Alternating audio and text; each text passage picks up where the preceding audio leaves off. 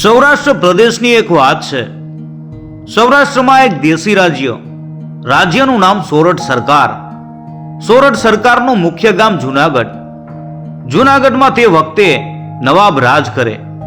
નવાબનો નેજો સોરઠ ઉપર ફરકે. આવા નાનકડા દેશી રાજ્યને કુદરતી બે ભેટ મળેલી. એક ગિરનાર નામનો પહાડ અને બીજી ગીરનું જંગલ.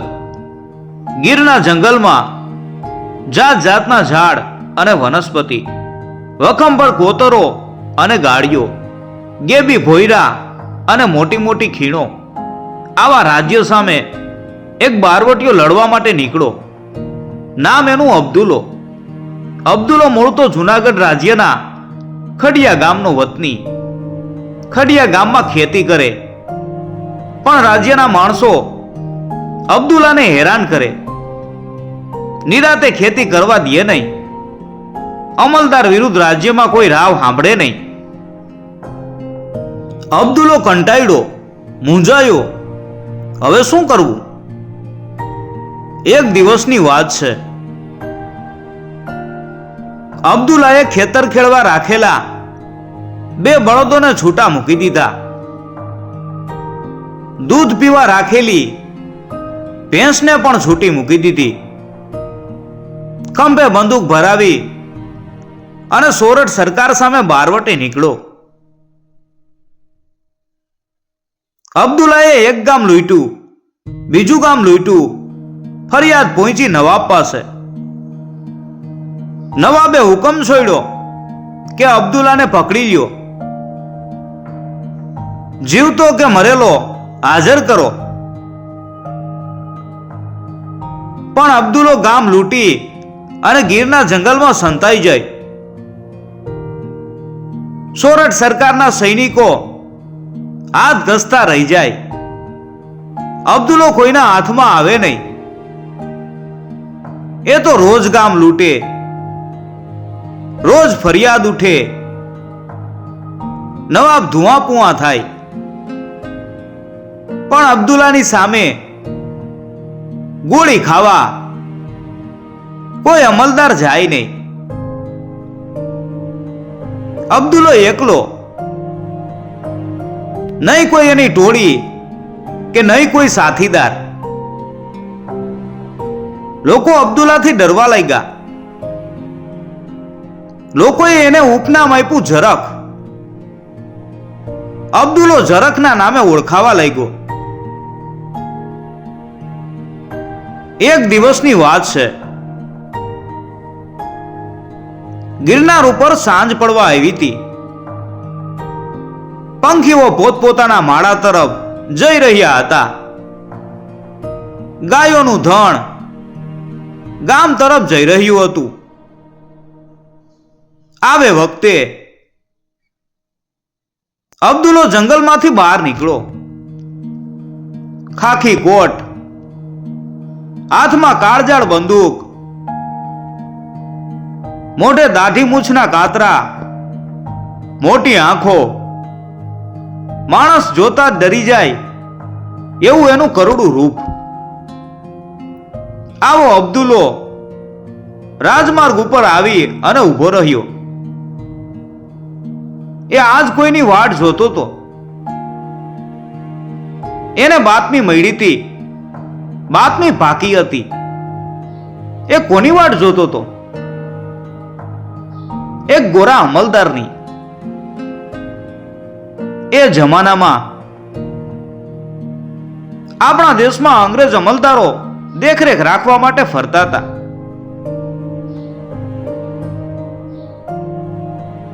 થોડું થોડું અંધારું ઘૂંટાવા માંડ્યું. એ વખતે અબ્દુલો જેની વાટ જોતો હતો તે ગોરા અમલદારનો સગરામ આવતો જોયો. અબ્દુલાએ ખંભામાંથી બંદૂક ઉપાડી પડકાર કર્યો, ખબરદાર!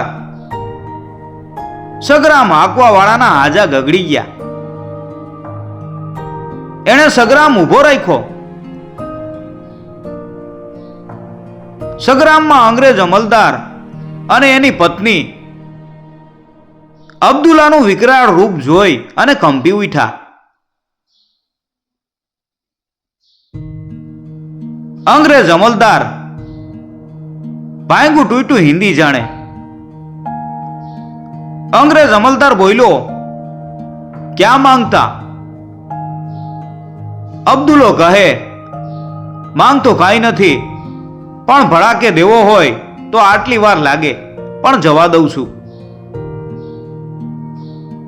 અંગ્રેજ અમલદારનો ઊંચો ચડેલો જીવ હેઠો બેઠો.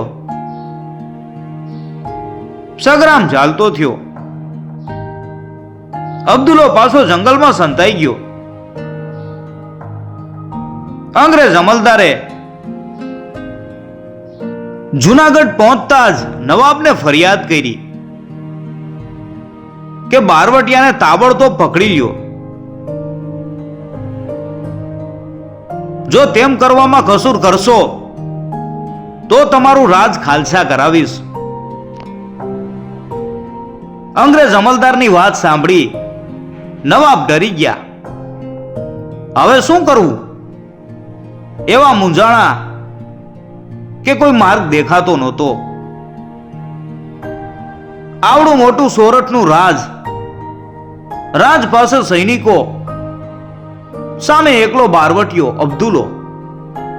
છતાં અબ્દુલ્લો પકડાતો નથી. આખરે નવાબે હુકમ કર્યો, કોણ છે હાજર? એક કેતા 21 હાજર થયા. બોલાવો છેલશંકરને. જી હજુર કહી અને માણસો છેલભાઈને બોલાવવા ગયા. તે વખતે છેલભાઈ જામનગર રાજ્યની નોકરી છોડી અને જુનાગઢ રાજ્યની નોકરીમાં જોડાયા હતા. છેલભાઈ પોલીસના ઉપરી અમલદાર. નવાબનું તેડું આવતા છેલભાઈ નવાબને બંગલે હાજર થયા. એટલે નવાબે કહ્યું, છેલશંકર, અબ્દુલ્લો પકડાતો નથી. એને કોઈ પકડી શકતું નથી. અંગ્રેજ અમલદારોની રાજ ઉપર કરડી નજર થઈ છે. આપણું રાજ ખાલસા કરશે. નવાબની વાત સાંભળી છેલભાઈ બોલ્યા, નવાબ સાહેબ, આપ બેફિકર રહો. હું આ કામ જાતે જ કરીશ. છેલભાઈના જવાબથી નવાબની ચિંતા ઓછી થઈ ગઈ. એનો જીવ હેઠો બેઠો. નવાબે કહ્યું, છેલશંકર, જેમ બને તેમ અબ્દુલ્લા ઝરખને વહેલી તકે પકડી લ્યો. ભલે નવાબ સાહેબ. એટલું બોલી અને છેલભાઈ પાછા કચેરીમાં આવ્યા. આવીને સૈનિકોને હથિયાર ધારણ કરવાનો હુકમ આપ્યો. સૌ ઘોડે ચડ્યા. મિત્રો, છેલભાઈ એટલે બારવટિયા, ડાકુ, હરામખોરો અને રૈયતને રંજાડનારાઓનો કાળ. મોતને મુઠ્ઠીમાં રાખીને ફરનારો પોલીસ અમલદાર. જે રાજ્યમાં છેલભાઈ પોલીસ અમલદાર તરીકે નોકરી કરે એ રાજ્યમાં ડાકુઓને જીવતા પકડે, ગોળીઓથી ઠાર કરે. કોઈ ડાકુ સુધરવા માંગતો હોય તો સુધારે ખરા. આવા છેલભાઈ અબ્દુલ્લા ઝરખને પકડવા ફોજ લઈને ઉપડ્યા. છેલભાઈ ફોજ સાથે ગીરનું અઘોર જંગલ ખૂંદવા માંડ્યા. પ્રજાને ત્રાસ આપનાર અબ્દુલ્લા ઝરખને જીવતો પકડી અને નવાબ પાસે હાજર કરવો તો. પોરો ખાવાનું પોહાય એમ નહોતું. એ તો ઘોડે ચડી અને ગીરના જંગલના ઝાડવે તપાસ કરવા માંડ્યા. પણ બારવટિયાની ભાડ મળી નહીં. રાત પડી ગઈ. એક તો ગીરનું જંગલ થોડે દિવસે પણ અંધારું રહે. ઊંડા ઊંડા કોતરોના પોલાણો પવનમાં ગાજે. સિંહોની ત્રાળો સંભળાય. છેલભાઈને તો બારવટિયાને પકડવો તો, પછી જંગલ હોય તોય શું, ડરે તો છેલભાઈ છે ના. આખી રાત છેલભાઈ અને તેના સૈનિકો જાગતા બેસી રહ્યા. છૂકું ઝાડ સૈનિકો તાણી લાવ્યા. આખે આખા ઝાડને સળગાવ્યું, ધૂણો કર્યો. લાકડાના ધૂણાથી બે ફાયદા થયા. એક તો અજવાળું થયું અને બીજું સિંહ, વરુ જેવા જંગલી જાનવરો અગ્નિ ભાળી અને પાસે આવે નહીં. આમ જંગલી જાનવરોથી સૌનો બચાવ થયો. આખી રાત તાપતા તાપતા પસાર કરી. સવાર પડ્યું એટલે સવે ઘોડા ઉપર સવારી કરી. ફરી બંદૂકો હાથમાં લીધી અને નીકળી પડ્યા બારવટિયાને શોધવા. બપોર થયા. સુરતના ઝીણા ઝીણા ચાંદરણા ગીરના જંગલ ઉપર પથરાવા લાગ્યા. છેલભાઈ પોતાના સૈનિકો સાથે ગીરના જંગલમાં ઊંડા ને ઊંડા ઉતરી રહ્યા છે. ત્યાં એની નજર એક માણસ ઉપર પડી. એક માણસ દેખાણો એટલે છેલભાઈએ પૂછ્યું, કોણ છો? જંગલમાં લાકડા કાપનારો કઠિયારો છું. હાથમાં શું છે? રોટલા છે. કોને દેવા જાય છે? કઠિયારો બીકનો માર્યો ધ્રુજતા ધ્રુજતા બોલ્યો બારવટિયાને, સાલા આવા ધંધા કરે છે? છેલભાઈએ કઠિયારાને ધમકાવ્યો. કઠિયારો હાથ જોડી અને બોલ્યો, સાહેબ, ખાવાનું ન પહોંચાડીએ તો અમને મારી નાખે. અમારે રહેવું જંગલમાં. ક્યાં છે બારવટીઓ? સાહેબ, સામેની ગાડીમાં. ઠીક છે. છેલભાઈએ એમ બોલી અને કઠિયારાને કહ્યું, જા જા, ખાવાનું આપી અને ગાડીમાંથી બહાર આવતો રહેજે, નહીતર તારું આજ મોત સમજજે. કઠિયારો કાંપતો કાંપતો ગીરના જંગલની ગાડીમાં બારવટિયાને રોટલા આપી ચૂપચાપ બહાર નીકળી ગયો. કઠિયારાને બહાર નીકળેલો જોઈ એક સૈનિકે છેલભાઈને કહ્યું, સાહેબ, હવે ગોળીબાર કરીએ. છેલભાઈ કહે, બિચારા બારવટિયાને જમી લેવા દ્યો. ભૂખા માણસ માથે મોત ઉતારવામાં પાપ લાગે. એટલી વારમાં છેલભાઈએ બારવટિયા ફરતો ઘેરો ગાયલો. બારવટીઓ જમી લે એટલી વાર સૌ ચૂપચાપ ઉભા રહ્યા. ગાડીમાં તો બારવટીઓ અબ્દુલો નિરાતે રોટલા અને ડુંગળી ખાઈ અને બાજુમાં ખળખળ વહેતા ઝરણામાં પાણી પીવા ઊભો થયો. પાણીનો અવાજ આવતા ચાલાક છેલભાઈ સમજી ગયા કે બારવટીઓ પાણી પીએ છે. જેવો પાણીનો અવાજ આવતો બંધ થયો કે છેલભાઈએ સિંહ ગર્જના કરી. અબ્દુલ્લા,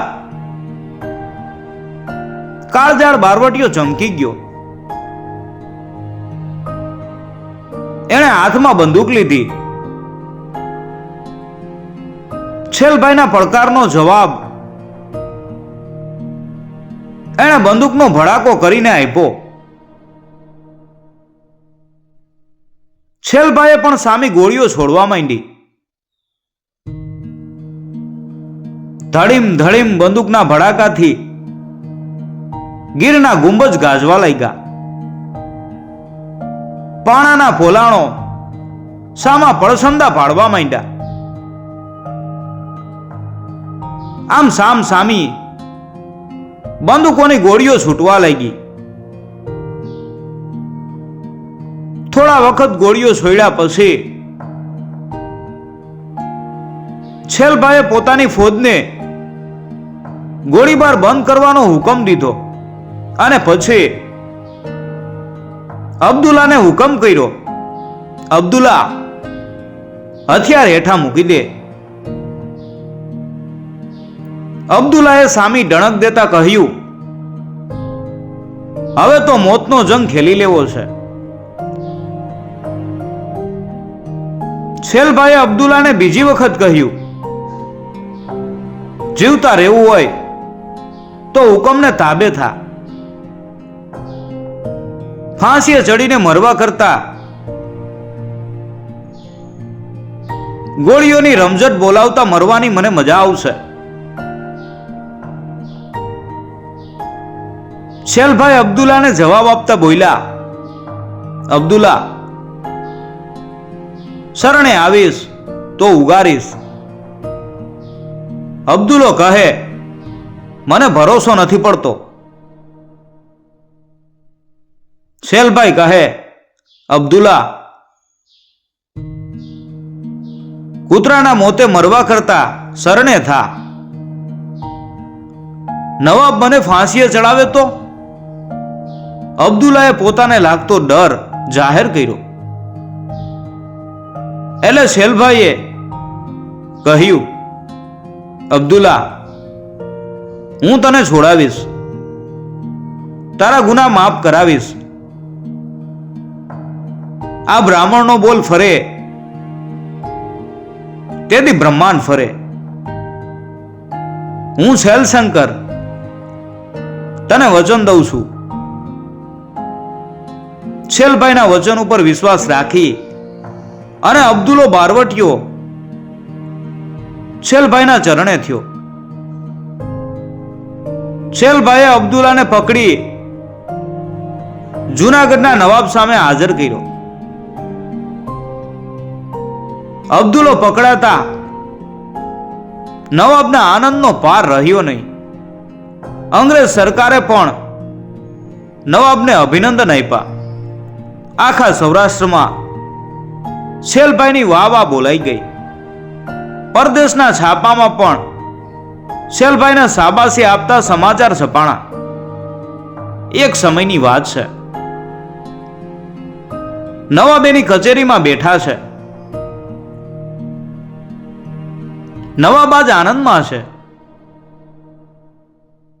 નવાબને આનંદમાં જોઈ છેલભાઈ બોલ્યા, નવાબ સાહેબ, એક અરજ છે. નવાબ કહે, અરે શૈલશંકર, તારે અરજ કરવાની ન હોય, બોલ શું કેવું છે? અબ્દુલ્લાને છોડી મૂકો એટલી માગણી છે. છેલભાઈની માગણી સાંભળી નવાબ સાહેબ તો ચોંકી ગયા. શૈલશંકર, તારી માગણી મંજૂર કરવામાં નહીં આવે.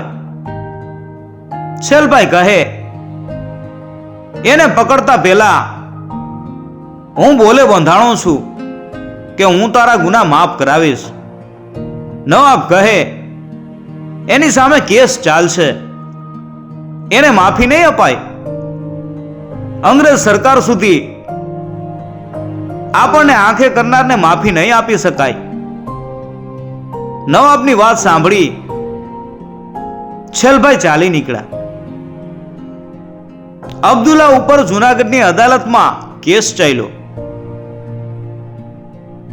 કેસનો ફેંસલો આવવાનો હતો ત્યારે છેલભાઈ કોર્ટમાં હાજર થયા કે શું ફેસલો આવે છે તે સાંભળવા.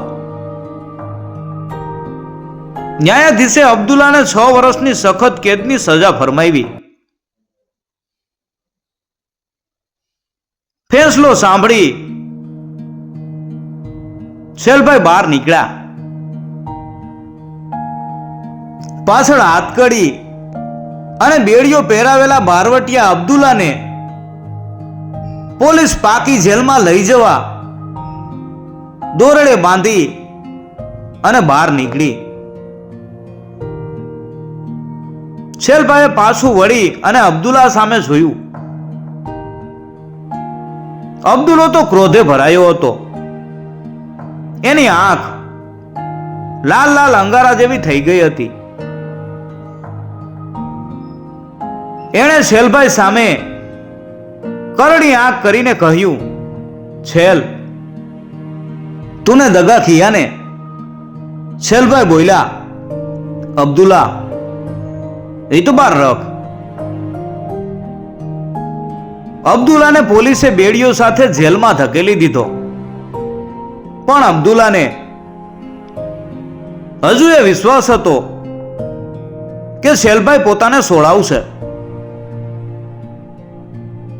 શેલભાઈ ખૂબ અફસોસમાં હતા. અબ્દુલ્લાને છોડાવી ન શક્યા એનું શેલભાઈને દુઃખ પણ હતું. પણ શેલભાઈ હતાશ નહોતા થયા, નિરાશ નહોતા થયા. એ કોઈ સારા પ્રસંગની રાહ જોતા હતા. એવો પ્રસંગ આવે ત્યારે નવાબ પાસે ફરી એક વખત અબ્દુલ્લાને છોડાવવા માગણી કરવી. મિત્રો, 5 મહિના પછી એવો પ્રસંગ આવી પહોંચ્યો. નવાબનો જન્મદિવસ, સોરઠ સરકારનો જન્મદિવસ, રાજાનો જન્મદિવસ એટલે રૈયતનો પણ આનંદનો દિવસ. જૂનાગઢમાં ધજા પતાકા બંધાઈ ગયા છે. ઢોલ શરણાઈના સૂર ઉઠે છે. સૌ નવા નવા કપડાં પહેરી અને નવાબના રાજમહેલ તરફ જઈ રહ્યા છે. જય અને નવાબને મુબારકબાદી આપે છે. નવાબ હસતા મુખે મુબારકબાદી બદલ આભાર માને છે. કડિયા, કારીગર, મજૂર અને મહાજન, વાણિયા, વેપારી, ખેડૂત અને ખેત મજૂરો, ઉપરી અને અમલદારો સૌ મુબારકબાદી આપી આવ્યા બાદ શેલભાઈ મુબારકબાદી આપવા ઉપડ્યા. એના મનમાં કંઈક ગળમથલ ચાલે છે. શેલભાઈએ નવાબને મુબારકબાદી આપી. નવાબ સાહેબ આજ ખુશી આનંદમાં હતા. તેણે કહ્યું, શેલશંકર, જે માગવું હોય તે માગી લે. આજ હું આનંદમાં છું અને તે જૂનાગઢની પ્રજાને ડાકુઓના ત્રાસમાંથી છોડાવી છે. તારી બહાદુરી ઉપર હું આજ ઓળઘોળ છું. શેલશંકર મૂંગા રહ્યા એટલે નવાબ ફરીથી બોલ્યા, શેલશંકર, આજ આખું સોરઠ આનંદ મનાવે છે અને તું કેમ મૂંગો છે? શેલભાઈ બોલ્યા, નવાબ સાહેબ, મારે એક જ માગવું છે. શું? અબ્દુલ્લાને માફી. સાંભળતા જ નવાબ સાહેબ તાળુક્યા, અરગીત નહીં. નવાબનો જવાબ સાંભળી શેલભાઈ નમ્રતાથી બોલ્યા, નવાબ સાહેબ, જો તમે અબ્દુલ્લાને માફી ન આપો તો તમારી નોકરીમાંથી મારું રાજીનામું. એમ બોલી અને શેલભાઈએ બંદૂક નવાબના ચરણોમાં મૂકી દીધી અને શાહી મહેલને છોડી અને ચાલવા માંડ્યા. નવાબ મનમાં ને મનમાં બોલી રહ્યા હતા, વાહ બ્રાહ્મણ બચ્ચા વાહ, બોલ માટે સોરઠ રાજ્યના પોલીસ વડાની નોકરીને ઠોકર મારનાર તને ધન્ય છે. તારા બોલ ઉપર હું ખુશ છું. આમ નવાબ સાહેબે મનોમન બોલી અને તાળી પાડી. કોણ છે હાજર? માણસો હાજર થયા. જેલના ઉપરીને મારો હુકમ સંભળાવો કે નવાબ સાહેબના જન્મદિવસની ખુશાલીમાં અબ્દુલ્લાને છૂટો કરી દો. માણસોએ હુકમ સંભળાવ્યો. અબ્દુલ્લો છૂટો. સૌના જીવ અધર થઈ ગયા. હવે અબ્દુલ્લો શું કરશે? છેલભાઈને મારશે. બન્યું પણ એવું જ. જેવો અબ્દુલ્લો છૂટો એવો સીધો જ દોડ્યો છેલભાઈના બંગલા તરફ. અબ્દુલ્લાને આવતો ભાડી છેલભાઈના બંગલે પહેરો ભરતો પોલીસ બોલ્યો, છેલભાઈ સાહેબ સાવધાન. અબ્દુલ્લો જેલ તોડીને આવતો લાગે છે. ઓસરીમાં પાટ ઉપર ઝૂલતા ઝૂલતા છેલભાઈ બોલ્યા, અબ્દુલ્લો મારો દુશ્મન નથી, મારો દોસ્ત છે.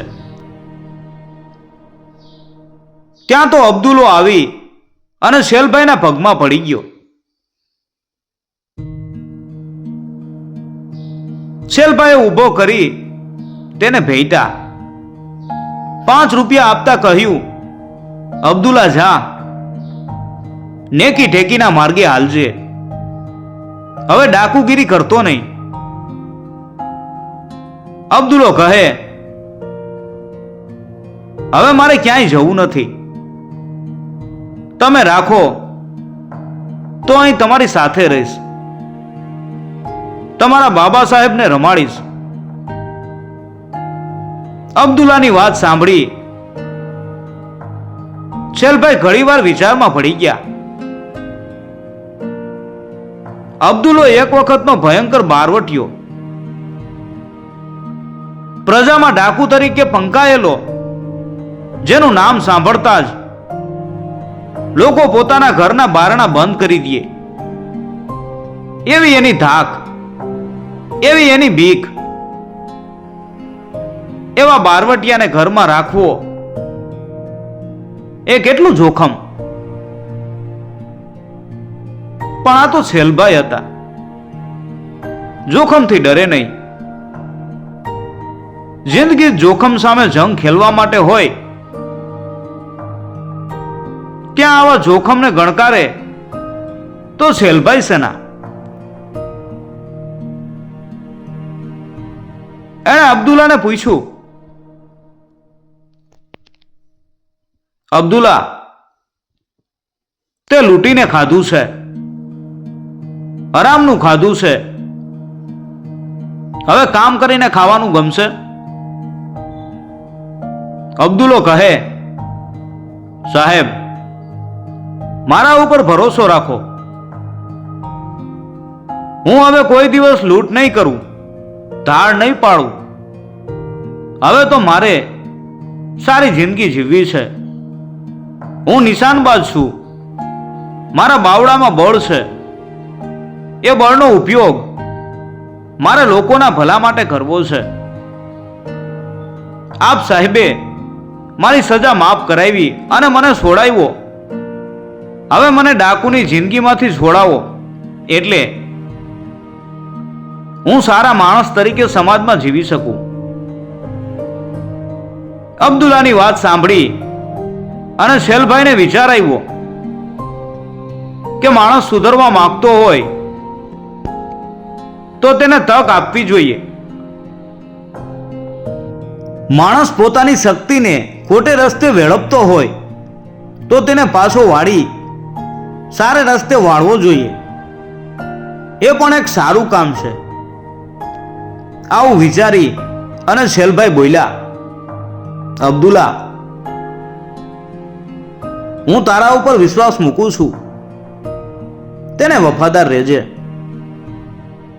અબ્દુલ્લો કહે, સાહેબ, આપ બેફિકર રહેજો, હું કદી પણ ખોટે માર્ગે નહીં જાઉં, એ મારું વચન છે. શેલભાઈ કહે, એક વાત ધ્યાનમાં રાખજે, જે દિવસે તું કંઈ ગુનો કરીશ તે દિવસે હું તને પકડી અને જેલમાં પૂરી દઈશ, અને પછી હું તને છોડાવીશ નહીં. અબ્દુલ્લો કહે, સાહેબ, હું કોઈ દિવસ દગો નહીં કરું. શેલભાઈ કહે, ભલે, તારી મરજી. અબ્દુલ્લો શેલભાઈના બંગલાનો ચાકર બની ગયો. પણ શેલભાઈએ એને પોતાના અંગરક્ષક તરીકે નોકરીમાં રાખી લીધો. મિત્રો, દુશ્મનમાંથી દોસ્ત બનેલો ઝરખ નામનો આ બારવટીયો શેલભાઈનો અંગરક્ષક બની ગયો. આમ શેલભાઈએ ભયંકર બારવટિયાની જિંદગીને સુધારી. મિત્રો, આ વાર્તા શેલભાઈ શૌર્ય કથામાળા ભાગ 2 માંથી લીધેલી છે. લેખક દોલત ભટ્ટ.